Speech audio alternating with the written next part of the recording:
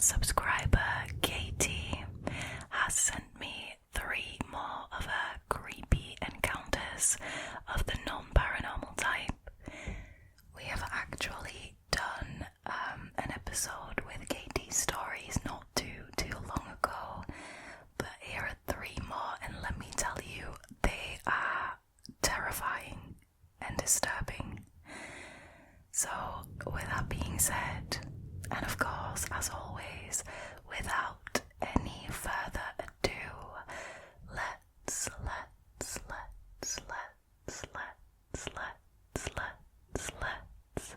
get into tonight's stories, shall we? Alright, so the first story that Katie sent us is called Fawn Mode. Now this might ring a bell if you regularly watch the scary Reddit stories, and you'll see why in just a second.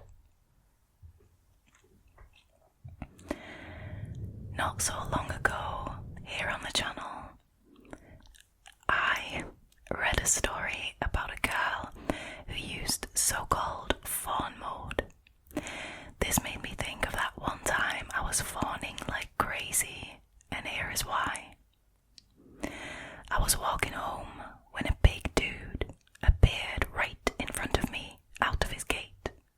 The thing is that I wasn't supposed to walk so close to his fence, but it was late October, the road was really muddy and puddles had formed on the floor, so I had been using the drier side of the path every day for about a week already, and that happened to be close to his fence.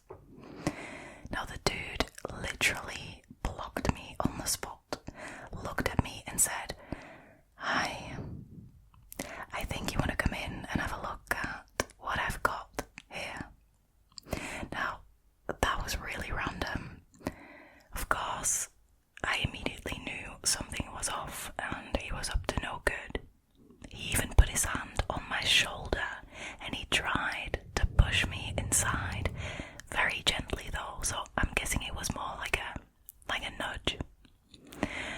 I saw an open shed in the yard, and in the shed there were some wooden crafts, lots of tools and other stuff. Now the dude though was trying to get me to go into another small building. He said that he had puppies in there. Oh wow, how damn classic of you, Mr. Creep. Now I asked him if I could see the stuff in the shed first. I was hoping to distract him and run before we went into any other type of building. Now luckily he agreed, but he kept his hand on the back of my neck as we walked in there. His hand was heavy, it was wet, and it was warm. It was so big that it covered my neck almost entirely, like a dog collar. In the shed, I began admiring his crafts. Like, did you make all of that yourself? What tool did you use to carve that? What kind of wood is it? Can you please make me a little craft as well? Now, I was bombarding him with questions and with compliments. I think he wasn't expecting that, but he let go of my neck, finally, and he started to show me his things. Now, his face at that point was kind of red and sweaty, like he was excited for something, but then after a couple minutes of showing me his things, he became more relaxed. Then he offered to teach me how to carve. Now, I made sure to glance over at the moon when I asked him what time it was. "Oh no," I said, "I'm really sorry, but I have to go to my guitar class." He frowned, but I immediately began begging him to wait for me. "It'll only take an hour, and at 6 o'clock I'll be back," I said. Now, he was hesitant, but he eventually agreed.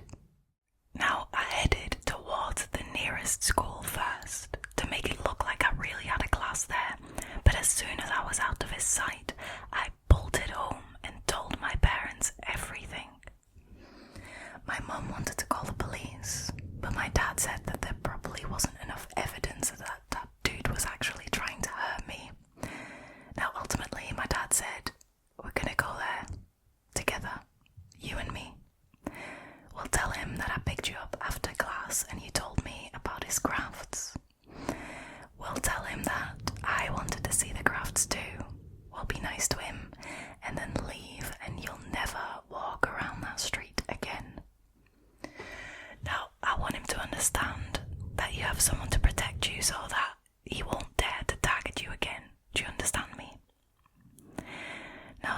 exactly what we did, but I convinced my dad to take 2 more people with us, my uncle who lived nearby and our neighbour.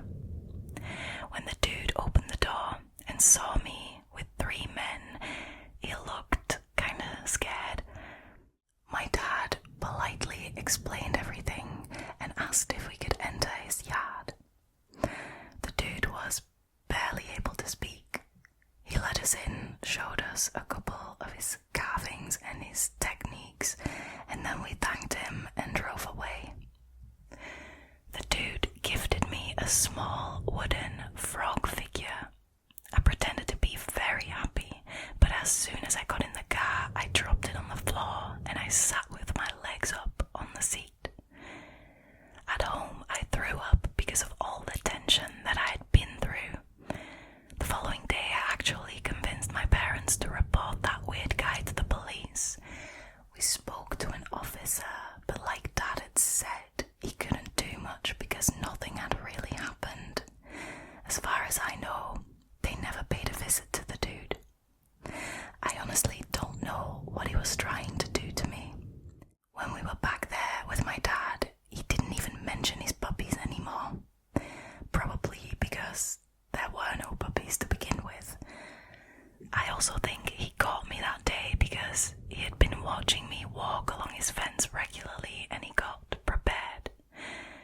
Maybe it's all just me, and I truly hope that he's actually a nice guy, but that hand though, ugh.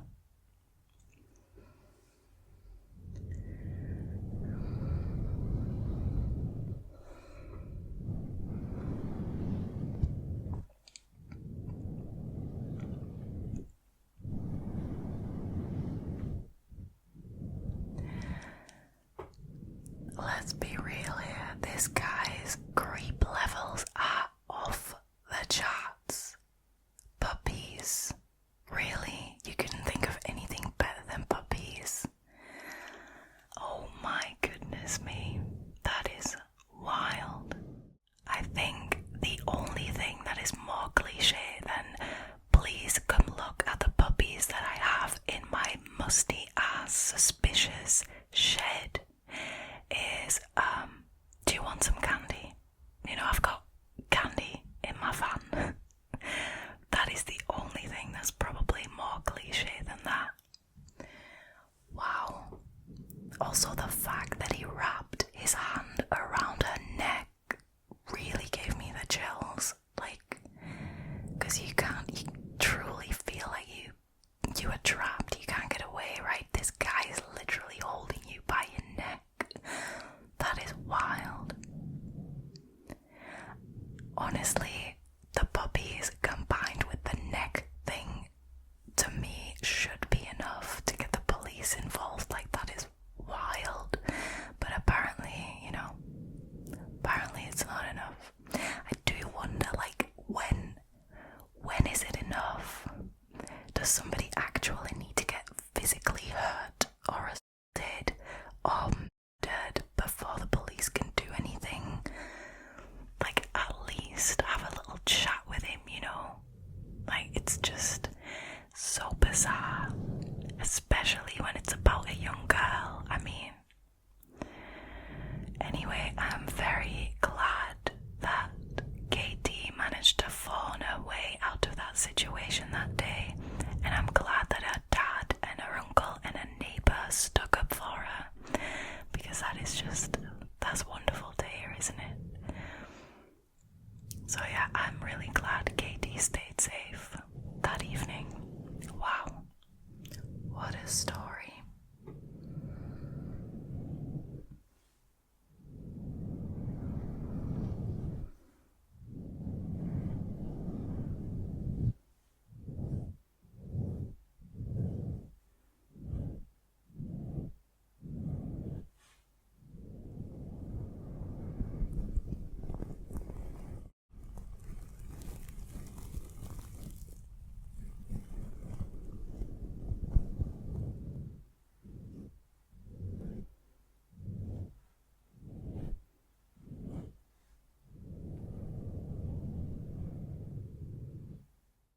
Alrighty, So the next story that Katie sent us is called Nightly Bike Rides. When we were 17, my boyfriend and I would often sneak out for nightly bike rides. We would go out very late, at 1 or 2 or even 3 a.m. because the roads would be so quiet. There were very few cars, and if it was in the middle of the week, there would be no people either. So we really felt like we had the roads all to ourselves. I remember those miraculous May nights when lilac bushes were blooming and every sunrise would put on a damn show for the two of us. I know, so dramatic. Now, regardless of what I'm about to tell you, I am very fond of that time. So one night, we are riding around and the boyfriend's bike gets a flat tire, bad luck. This bike was actually brand new, super cool and super expensive. Now luckily our town is literally tiny. You can cross it within an hour on foot. We turn around and walk back slowly, chatting and flirting, basically just being silly 17-year-olds. We didn't know the area well enough and we took a random street, which somehow turned into a row of garages. Further down, there was a path in the right direction to the main road, so we decided to go on. Suddenly, we heard a loud bang inside one of the garages, and then a very faint cry. We waited for a minute, and then we heard a bang again. Then some noises like someone was fighting in there.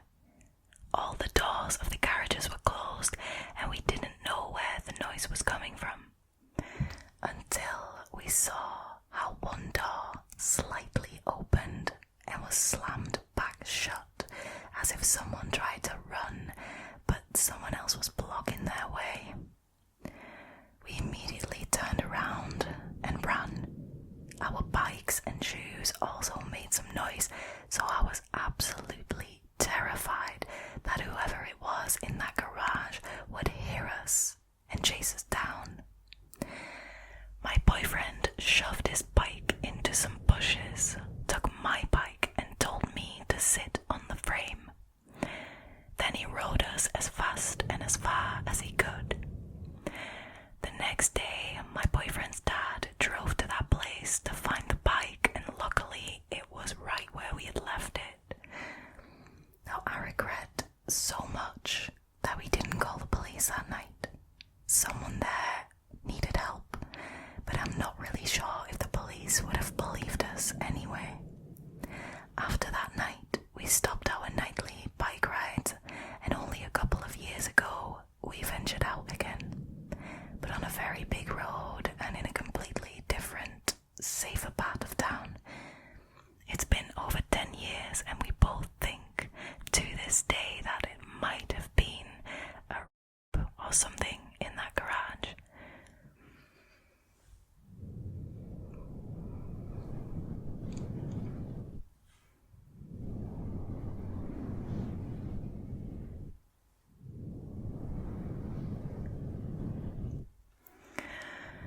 See, that's a hard one. It is a difficult one because I completely understand that they were terrified for their own safety, right? They thought that maybe if they tried to help in any way, whoever was in that garage hurting the person who was screaming was gonna have it out for them. But then again, calling 911 is never a bad idea. Like, you can't be careful enough with that kind of stuff. So if you see something suspicious, phone 911. Now, honestly, I believe that in this case, it's better to be certain. Better to waste their time, quote unquote, like phone them, let them check it out and nothing's happening, than to not phone and somebody get hurt, right? But then on the other hand, Katie and her boyfriend were both 17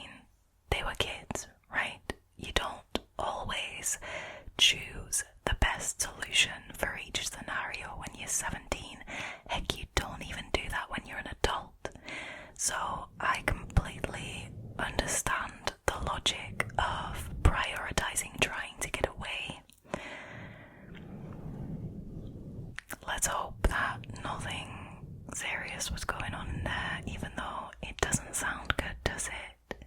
Screaming and banging and trying to open the door, but it being slammed back shut. I mean, that doesn't sound promising.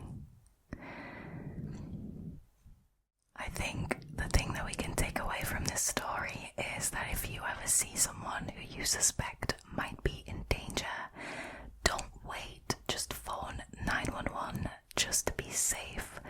It's better to let them check it out and it be nothing than for that person to get hurt, right? And also, be careful of the bystander effect. It's not because multiple people have seen or heard something happen that somebody else will phone 911. If you see something, if you hear something, phone them, just to be safe.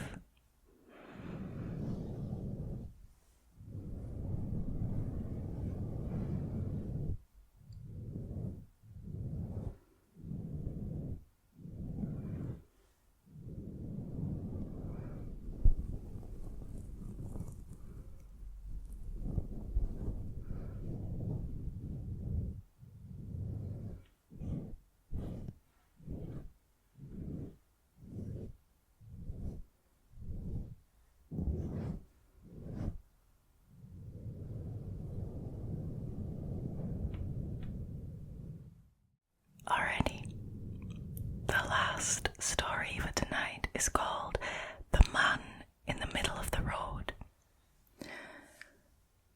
2 years ago in summer, me and the same boyfriend from the previous story were driving to another city to visit our friend. We were in the outskirts of our town, heading out to a highway. Now suddenly we saw a man slowly walking across the road. He only had boots and a shirt on, and it was not long enough to cover his ass and his front parts.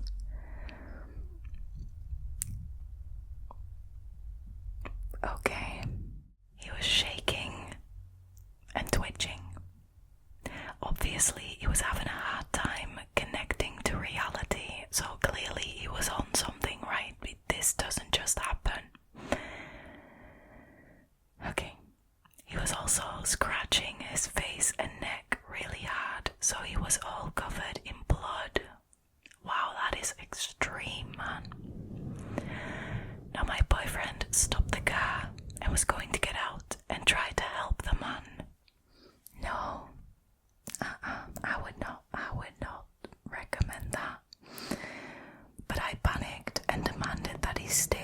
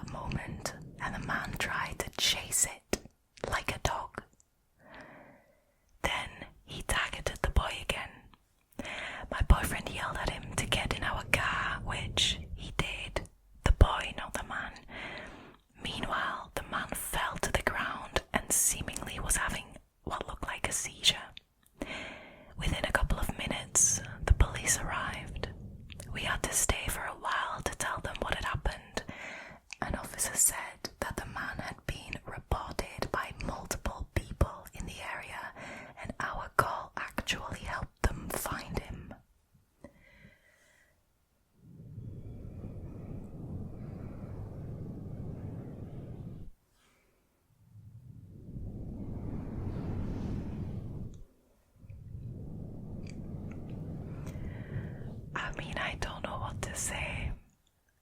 I feel like witnessing what is described here by Katie would traumatize me for life. I would have nightmares about that shit forever, right? That is wild. He was only wearing boots and a shirt that wasn't covering his ass or his business in the front. He was shaking, he was twitching, he was aggressively quacking at people. He was chasing cars like a dog. I'm sorry, but that must have been some strong stuff that he was on. Like, that is wild. I can't imagine witnessing that. That must really f with you, like seeing that happen and seeing him come straight for your car. Wow.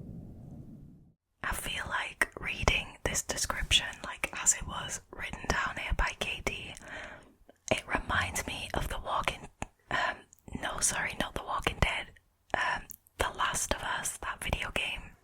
It's also like post-apocalyptic zombie game where it's a disease or a virus that's spreading among humanity, and you get all the creatures who once used to be people in the different stages of the disease with the clickers, and you know, if you've played it, you know. But with how animalistic this guy was being, that really reminded me of that. Like, that was a kind of visual that I got in my head for some reason. Wow. This story, man, this is wild. I wonder what happened to him after the police arrested him. I hope he didn't scratch a police officer and made him turn into one too. Wow. I'm so glad Katie was smart enough to not let her boyfriend exit the vehicle and to phone the police, because that is exactly what they should have done in that situation. So they handled that perfectly. Once I was driving home from a pub, and on the way home I saw a guy lying in the ditch. Like, yeah, he was just lying there. So obviously I'm very true crime minded, and I thought that he had been killed or something. So I stopped my car and I was fully planning on like poking him with a stick. No, I'm lying. I went to check on him, and as I was walking up to him, he kind of like moaned and then started crawling out of the ditch. I was asking whether he was alright. He couldn't really speak, like he wasn't making any sense. It wasn't proper words coming out of his mouth. So I also phoned the police, because this was like a middle-aged man who was slightly on the bigger side, and I'm like 5'3" or something. I'm quite small, so there was no way that I was gonna be able to physically like help this guy up.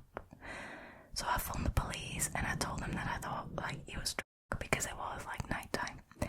And I sat there and I waited for the police for like 45 minutes and they didn't show up. Now the guy at this point had managed to get himself upright and walking again, and he had kind of like started waddling home. So as soon as he was out of sight, I also left, because I mean, I wasn't going to sit there all night. The police just never showed up. But luckily in this case, the police actually did their job and they did show up, so that is great.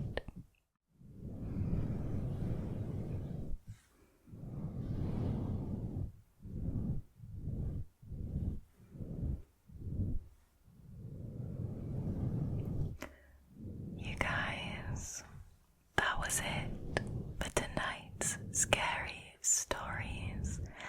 A huge thank you to Katie for sharing her terrifying encounters with us on the channel. And of course, a huge thank you to you for choosing to hang out with me again tonight. I hope I will see you again the next week's video. For now though, all there is left for me to do is to wish you